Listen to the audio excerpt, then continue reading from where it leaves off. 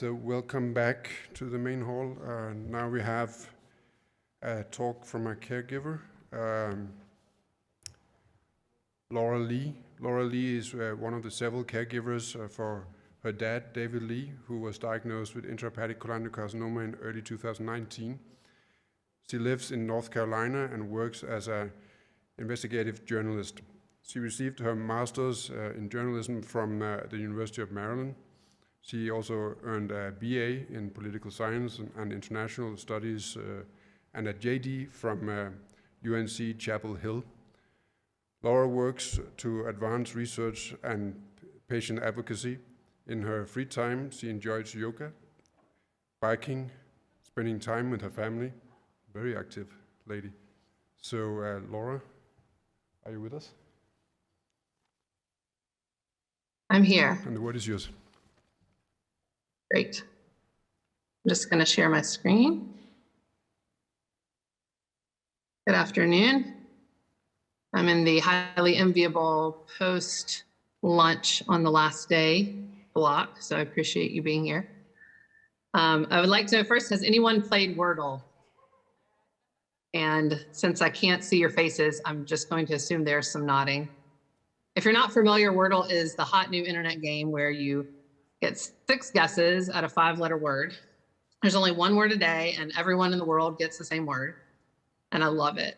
I sometimes stay up past midnight just to get to the next day's Wordle before I go to sleep. It's a pretty simple game.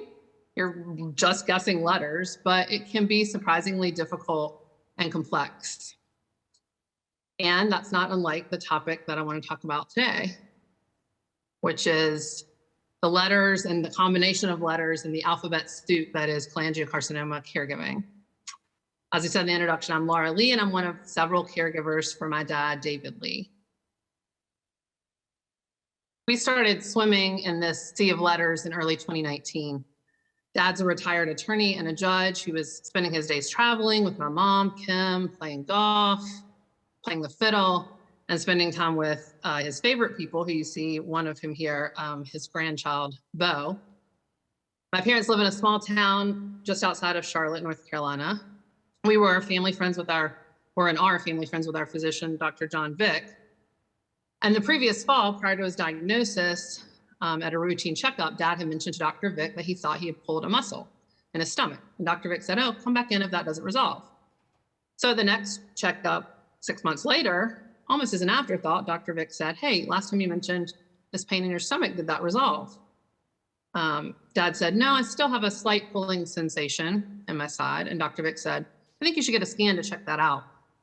Now, Dad was reluctant, but we trust John Vick quite literally with our lives. So if he said jump, you jump. And if he says scan, you scan. So Dad went to the appointment as much to appease Dr. Vick as anything else. And we hardly gave a thought to it being anything serious. It was quite a shock when Dr. Vick came into the room to tell Dad the results. Dr. Vick was white as a sheet and he was near tears. And he told Dad, "You have a grapefruit-sized mass in your liver." A biopsy a couple days later confirmed that this mass and the satellite tumors around it meant Dad had stage 4 intrahepatic cholangiocarcinoma. And that started our introduction in swimming in this sea of alphabet soup. Now, it's important for me to say to you at this point that Dad doesn't really eat the alphabet soup, so to speak. He Googled his diagnosis one time. He saw the bleak results of Google, and he decided he did not need to do that anymore. But I'm a journalist, and we have 3 instincts that I put to work in this situation as much as a coping mechanism as it was to be of helpful assistance. So the first thing we do is run towards fires when other people are running away. We research every possibility and we go down every rabbit hole of the internet. And then third, we ask a million questions. So that's what I did. I took my laptop to the public library, I locked myself in a study room, and I started reading medical journals. And when I started, it made very little sense. I really wish I had paid more attention in high school biology. But I kept going. I joined all the Facebook groups. I read post after post from other caregivers, from patients. I followed doctors on Twitter. I found the foundation. I watched videos like this from previous conferences. Now, I don't believe that my response should be everyone's response. You know, my sister's a nurse practitioner. My brother's a chemist. My mom's a retired science teacher. So dad already had a talented team of knowledgeable people, but my role was the research. And at the outset, I think our whole family had a reaction that many families have, cut this thing out. Unfortunately, dad's cancer was not resectable. And I say this because I want people to know that if you or the person that you love are not eligible for surgery, that's not the end of the road. Surgery is a really good option for some people, but just because you can't have surgery doesn't mean you don't have options. We were really lucky to have great navigators for our options. Dr. Greg Browse, dad's local oncologist, was very encouraging from day one. And dad has two pieces of advice that he gives people who are diagnosed with cancer. His first piece of advice is to get biomarker testing, and I'll talk about that in a minute. But his second piece of advice is to find a doctor you trust. And if you don't trust your doctor, find a new one. We are lucky because we have a lot of trust and confidence in Dr. Browse. So at his recommendation, we decided to go to a specialist. He said, I can work with someone who has more experience in this particular cancer. So after some research, we went to MD Anderson and we met with Dr. Javli, who you've heard from earlier today. In the waiting room of that first appointment in Houston, I saw a face that looked familiar. And I said, is that Julie from the Facebook group? And she said, are you Laura from the Facebook group? She was, and I was, and we started talking like we'd known each other for a long time. Julie was an extraordinary caregiver to her husband, and she gave me a lot of good advice. But the piece of advice that stuck with me the most from that day was this: you know the patient more than anyone else.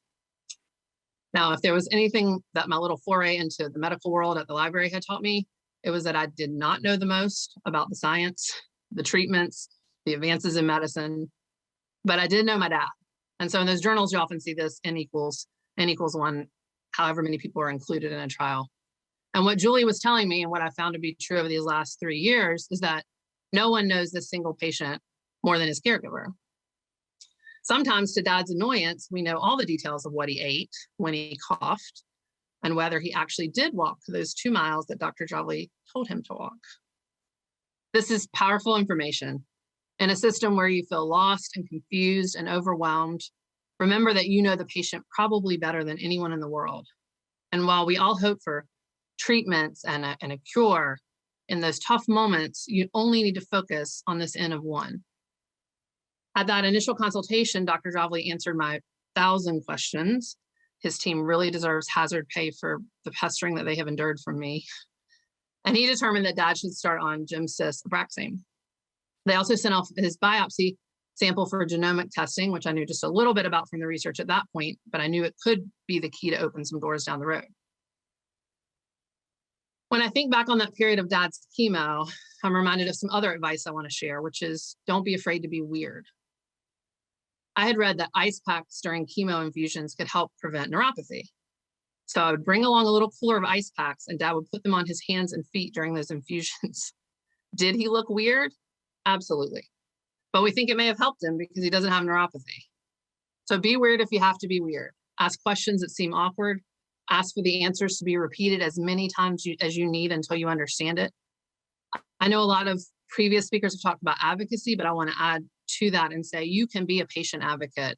You don't need a special skill. You just need a willingness to ask questions, even when it's awkward, and sometimes a willingness to be weird.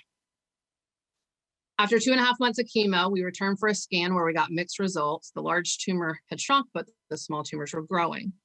But at this appointment, we also got the results of the biomarker testing. Dad had the IDH1 mutation.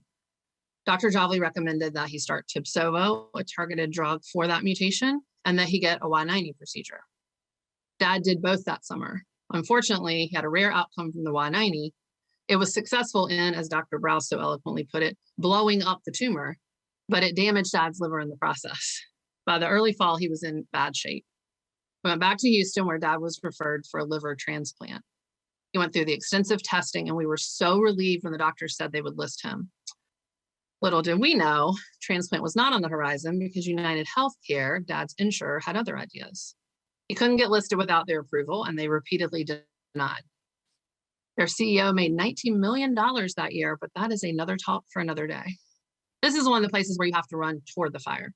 If the insurance denies you, appeal. I cannot tell you the number of people I see who post that they were denied and they don't know what to do next. Insurance companies rely on those denials to make money. You can appeal. While we waited for our fourth appeal to be heard by an administrative law judge, we did the little things we could to help Dad's health. One of his mottos that I heard a lot growing up is just do your best. That's all you can do. Some days his best was just getting out of bed. But in his own words, he is a junkyard dog. And slowly by slowly, day by day, he battled back. Nutrition and exercise were really critical at this point, and he stayed on the Tibsovo, and every 3 months, his scans showed stability. Now, like many other patients and families, when we encountered the burdens of COVID, EMRs and EHRs, yet another phrase in the alphabet soup, became important.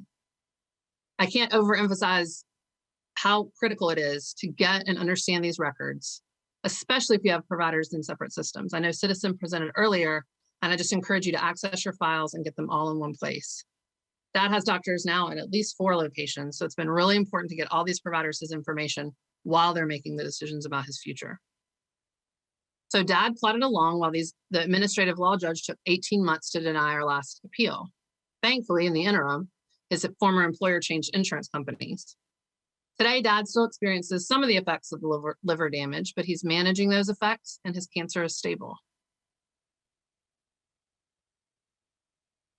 This slide says FIH for first in human. This uses first in human trials, but I'm using the acronym here to represent something much bigger, the future. I'm a realist, so I see the statistics and I understand the gravity of the survival numbers of this disease. But I also see the progress. This timeline shows how far we've come with treatments just in the last few decades. The landscape is constantly changing and new treatments are in development every day. In our personal example, when Dad was diagnosed, Tibsovo wasn't even approved for cholangiocarcinoma. And last week, the scan showed this drug has helped keep his cancer stable for almost 3 years. People talk a lot about hope, and I want to believe in it, but it makes it easier for me to be hopeful when I see evidence. And I see evidence of advancements in cancer treatment generally, and in this disease in particular, as real reasons for hope. This slide, besides being an excuse to show you my nephew and niece, says QOL. That was one I kept seeing over and over in articles. I finally Googled and figured out it meant quality of life. Years back as a hospice volunteer, we had talked about quality of life. I always associated quality of life with end of life, but experience has opened my eyes to what that really means. And what it means for us is that some days, despite his low salt diet, my dad is a Southern guy who needs a fried chicken biscuit from Bojangles.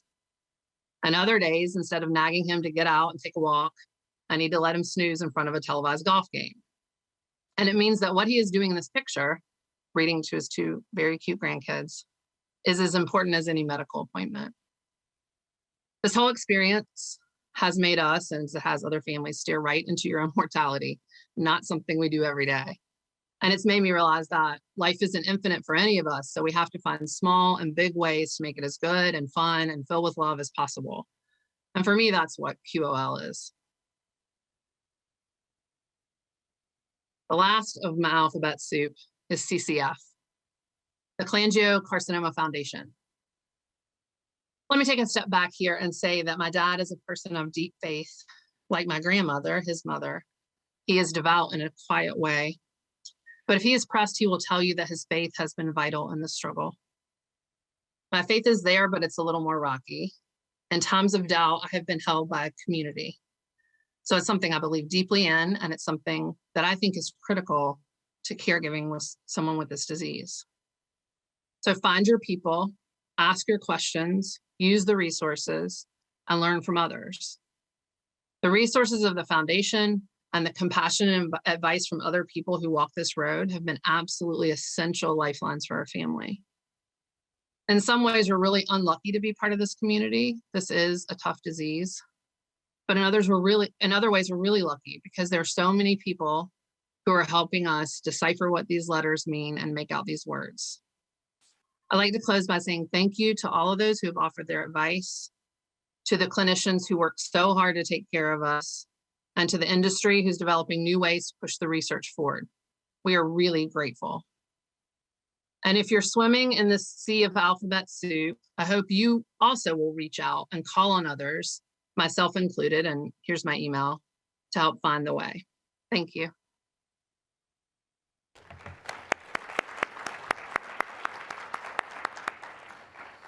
Thank you, Laurie, for sharing your story as a caregiver and your dad's story.